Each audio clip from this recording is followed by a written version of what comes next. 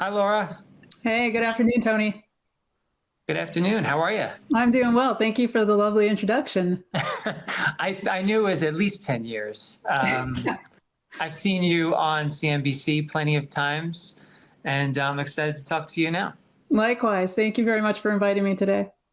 So, right off the bat, I mean, we started this event off. I don't know if you heard the keynote address, and it's an exciting year for IPOs. Don Duffy was very bullish about that. What are you seeing on your end in terms of IPOs in the biotech space for 2024? I know that and I could get fact checked on this, but I think by February, about a month in, it was already up 20% in biotech IPOs. Yeah, so I think, it's probably best to look at it across a historical lens just to have the right context. And we've certainly had some periods where IPO issuance has been incredibly strong. And you think back to the 2020, 2021 period where we had on average, 30, 35 IPOs coming out. Move along to 22, 23, and it's kind of tale of another world where it's been more like 11 or 12 IPOs all year. So far in 2024, we've had 6 IPOs price, and I think relatively speaking, they've held up pretty well in terms of market performance. So I think a couple things there. It does seem like a tide is shifting a little bit in 24, which is a good thing. The fact that they are also holding up in the open markets, I think, is another positive signal. So moving forward, I do think we start to see a bit more of an upswing on the IPO front, which would be great news for the sector. And I think another kind of characteristic within that IPO class is they're a little bit more advanced in terms of their clinical development from prior years, which I think is also another positive trend. I think it gives investors a little bit shorter window to see some of this clinical de-risking data. So that's always a positive. Yeah, speaking of de-risking data, I know that I've heard you speak in the past about takeover targets. A lot of the companies that you cover could be takeover targets this year. I want to see if you can talk a little bit about that. Viridian Therapeutics, for example, Edgewise, are these companies, do you think they would be wise to look for a deal in this year or hold out for perhaps a good purchase price or a good price tag? Yeah, and I think that's probably the delicate balance that biotechs have to dance around and try to work out. But, maybe taking a step back, I think biotech M&A has actually been pretty elevated compared to prior periods. And historically, if we look back over the last 5-6 years, the first quarter and the fourth quarter are typically those hot periods where you're seeing greater acquisition announcements versus kind of those middle quarters of the year. But the past couple months have been even higher than normal. So even yesterday, we got the announcement that Fusion Pharma was being acquired by AstraZeneca for, I believe, $1.5 billion. So while the pace has lightened up a little bit in March since kind of the frenetic activity of December and January, I don't think that really changes fundamentally for the mid-cap space. Large cap pharma, biotech are still in need of new assets and to try to work those revenue projections higher. And they're not buying companies for revenue today. It's more of these forward kind of programs that are still a few years out. So I think, for the names like you mentioned, Edgewise, Viridian, for these mid-cap companies, I think once you get that validation of clinical positioning, that's an important milestone where those conversations really tend to accelerate. So for Edgewise, for example, EWTX, we have a couple of readouts actually staggered throughout the course of this year. They're anticipating Duchenne muscular dystrophy data within the first half of this year. And then we'll start to get our first clinical look at some of their cardiac programs as well in the third quarter. And then last part of this year, another pivotal readout in a disorder known as Becker muscular dystrophy. So that's one where there are a number of windows here where this could validate programs that they have underway. I would love to get your disclosures up on the screen, companies that you cover.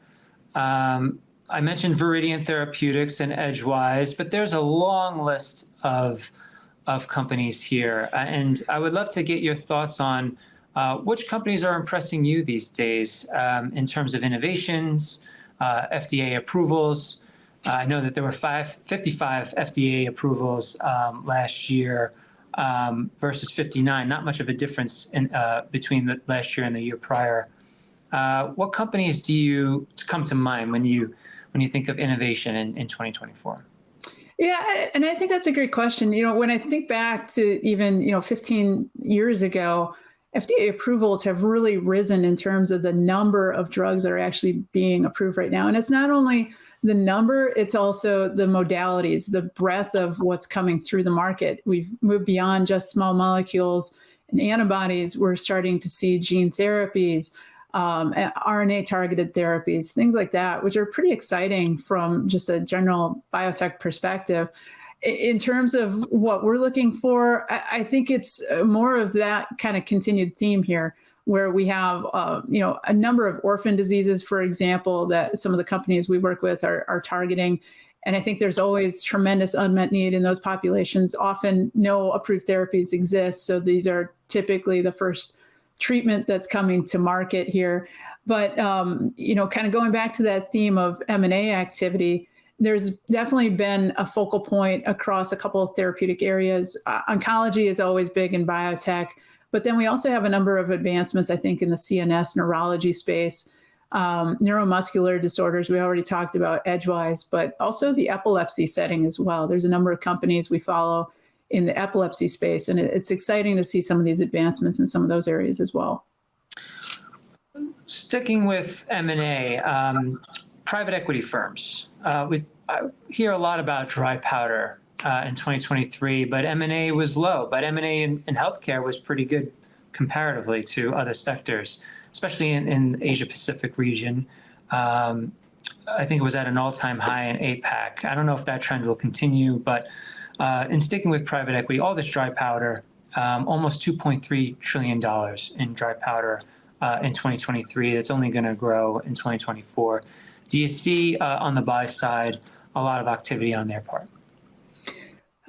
Within the biotech space, I think it's a little bit of a different animal. So not kind of traditional models. And I think you're taking kind of different risk bets with respect to kind of developmental therapies that are not yet at the market stage. So I think it's a little bit of a different equation there. But I think by and large, at least the specialist investors that we're talking about or talking with are pretty enthusiastic about the space in general. Now, we've seen the biotech sector pull back a little bit, but I think that's also kind of in line with general market activity, kind of after a strong run up here. Not surprising to see us kind of have a bit of a pullback. But I would say by and large, the specialists remain very active in the sector. Well, I have you for about a minute and a half left. I would love to get this question in there. It's an election year. I would love to get your thoughts on the political blowback and how healthcare has been a talking point for both parties. But we had the Inflation Reduction Act, which helped drug prices. A lot of drugs are ready for negotiation in terms of their prices. FDA, as we talked about, remains productive. What's your read of the trends going into November, this election year? I know a lot of people make an issue of women's health being on the ballot in November. So net good, net negative over the past 3 years. What should those in the biotech sector keep in mind when they head to the voting booth? I think it can actually be pretty simply summed up in one way, and that's simply that I think, to your point, both parties have been able to kind of put biotech on the defensive, unfortunately. I think if we look back in election years, typically we see the sector underperform in the couple of months right before the election.